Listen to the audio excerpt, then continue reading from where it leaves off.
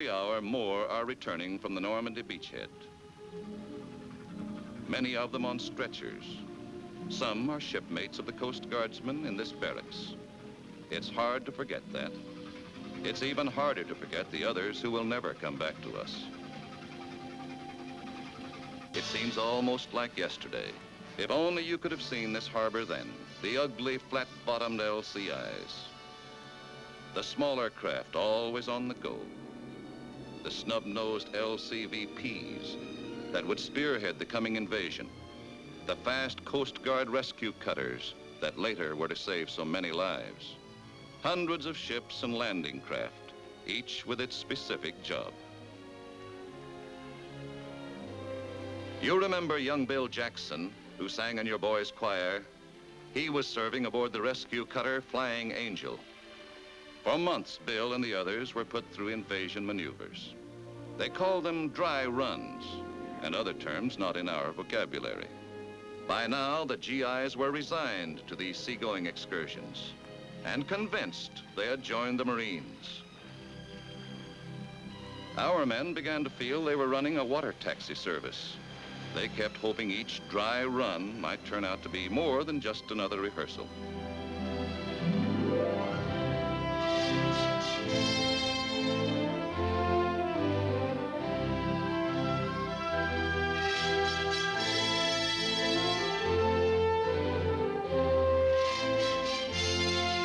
Whenever the flotilla lost sight of land, you could feel the growing tension aboard ship. But always the objective turned out to be another section of the English coast. Our boys would go through the same never-changing procedure. Get the infantry aboard the landing craft, and then head in fast for the beaches.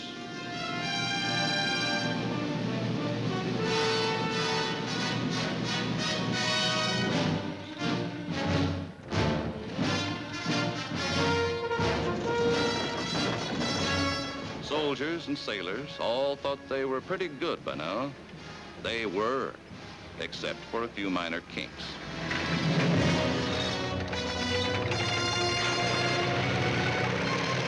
And so it went, until they had established another beachhead in England. But it was the aftermath of every maneuver that really got our Coast Guardsmen down.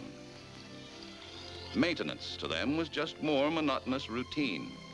Get everything ship-shape so it could be all fouled up in the next dry run. Sometimes, if the lads were lucky, liberty ashore met a date. They were lonely for the long-remembered friendships of home. It helped, even for a little while, to get away from the ships and the maneuvers and the war they felt they weren't fighting.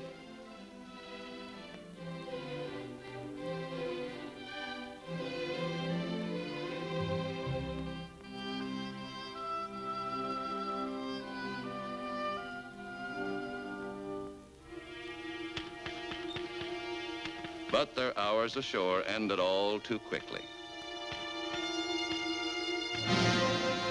Another day, and once again the harbor swarmed with men and ships.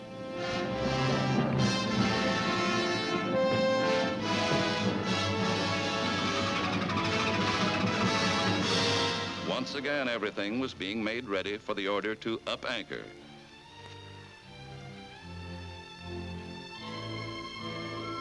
The LCVPs ferried the troops out to the waiting transports.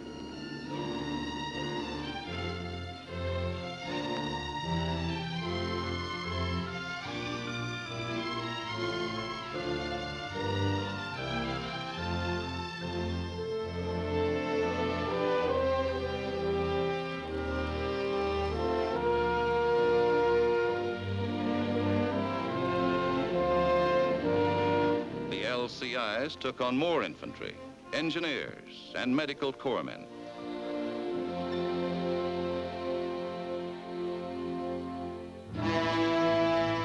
Every man had done it all 100 times before. Every ship and landing craft fitted into the operation like the parts of a jigsaw puzzle. A puzzle that always worked out in the same meaningless pattern. And then it happened. That changed everything. Now the boys knew this wasn't just another war game. This time they would be playing for keeps.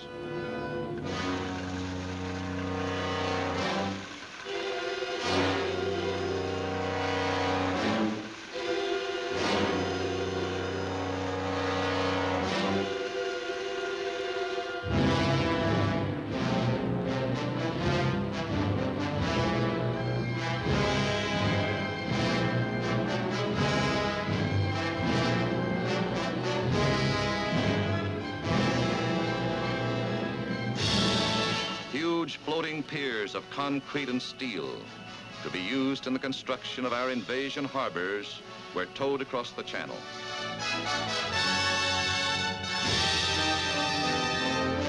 When we headed out this time, many of us wondered when we'd see the cliffs of England again.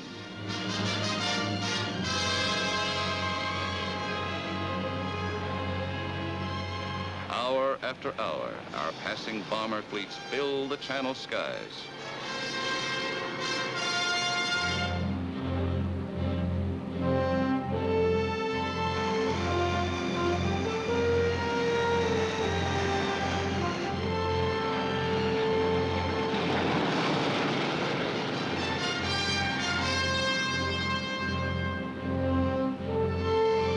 The men were quiet now, each alone with his thoughts and fears.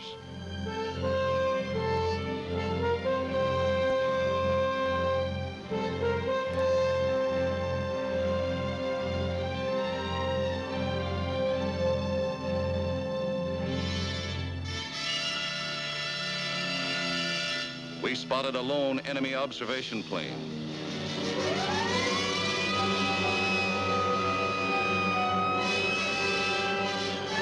Our anti-aircraft guns went into action.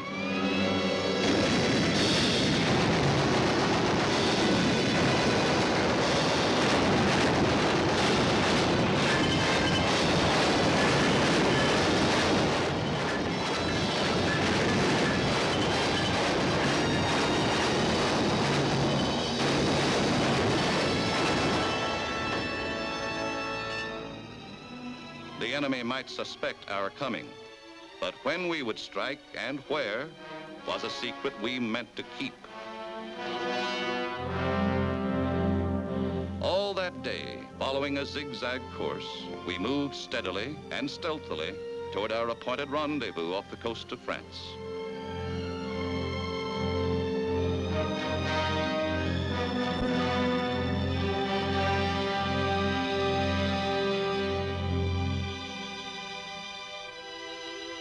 With the coming of sunset, all chaplains held services on deck. We were in God's hands now, and every man, no matter what his faith, sought strength and solace in prayer.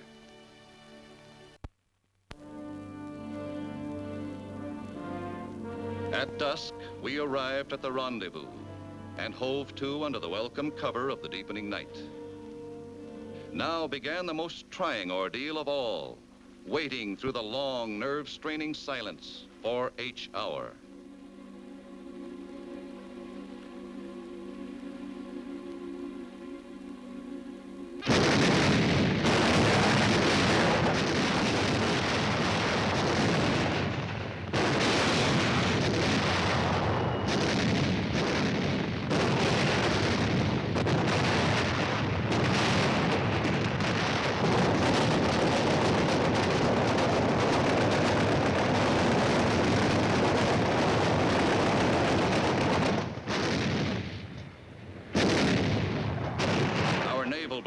Swept the enemy beaches with brooms of fire. And by dawn, the smaller landing craft were in the water, ready to take on their cargoes of infantry.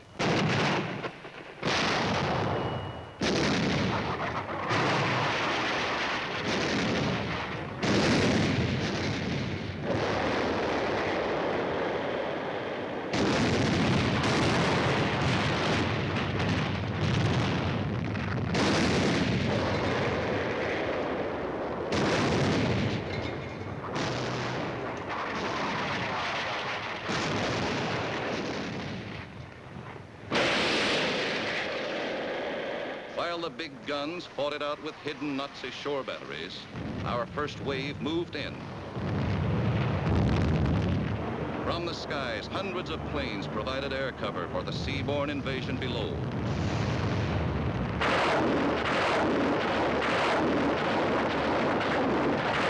While operating inshore, fast rocket boats showered the enemy with their rain of death.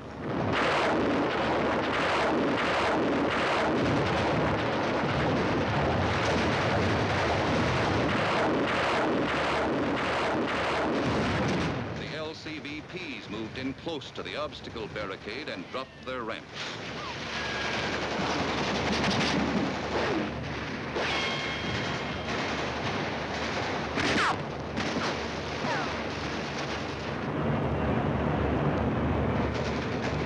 Deadly enemy machine gun and mortar fire, the troops waded through deep water to the shore. Many never reached it.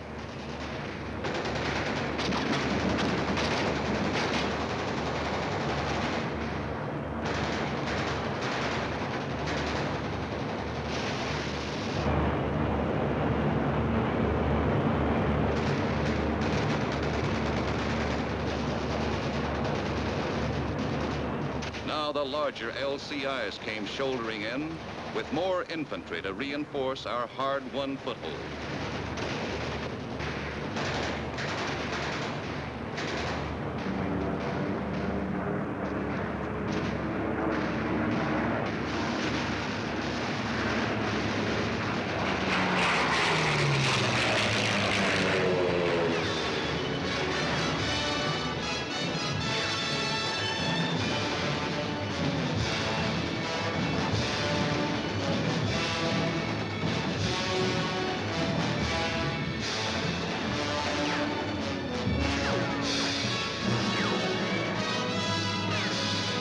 Coast Guard rescue cutters were already going about their grim business of picking up the wounded and the dead.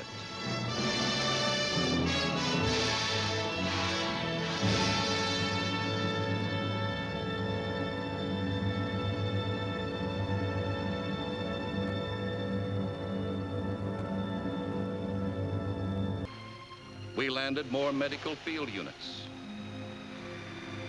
The severely wounded were carried to the relative safety of outlying hospital ships and transports.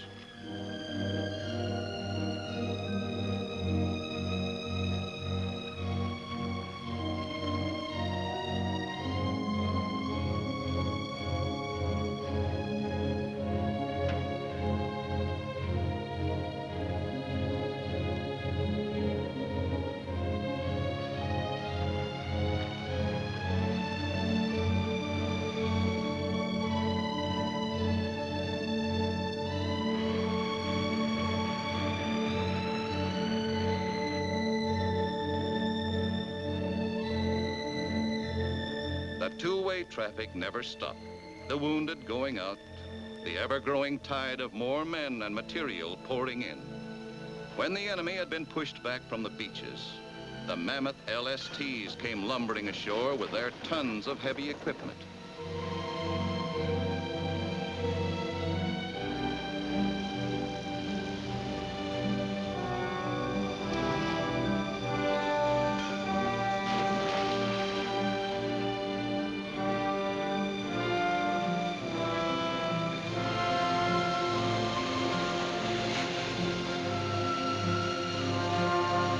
Our beachhead to Berlin was established.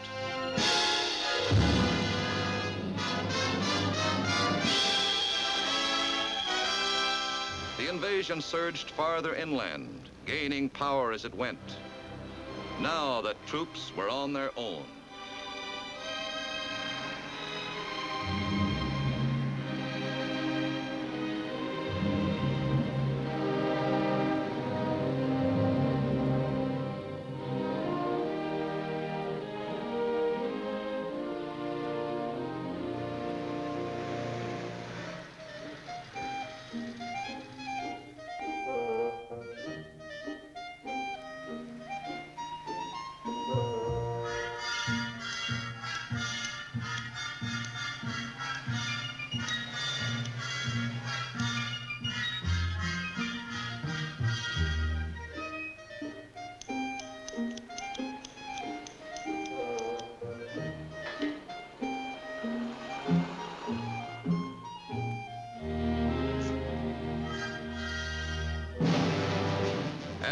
Allied armies rolled forward, thousands of German prisoners were filtered to the rear to wait until we had time to evacuate them.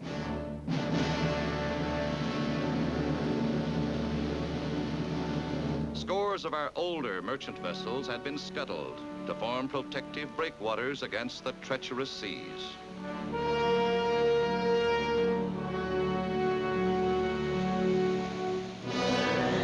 But now the full fury of a Channel gale swept our invasion coast.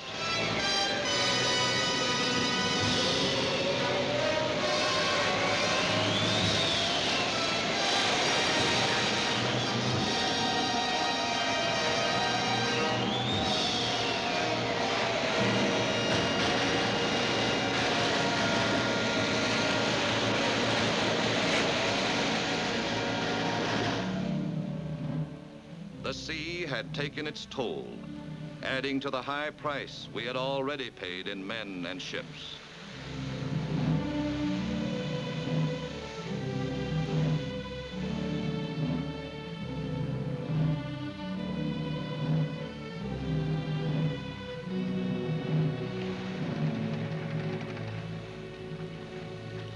The Flying Angel was among our Coast Guard losses. Young Bill Jackson will never sing in your choir again. I have already written his parents. That's the hardest part of our task. Those last letters we of the Chaplain Corps must write. There are so many deeds of courage and sacrifice that cannot be measured in mere words. They must be recorded by a much greater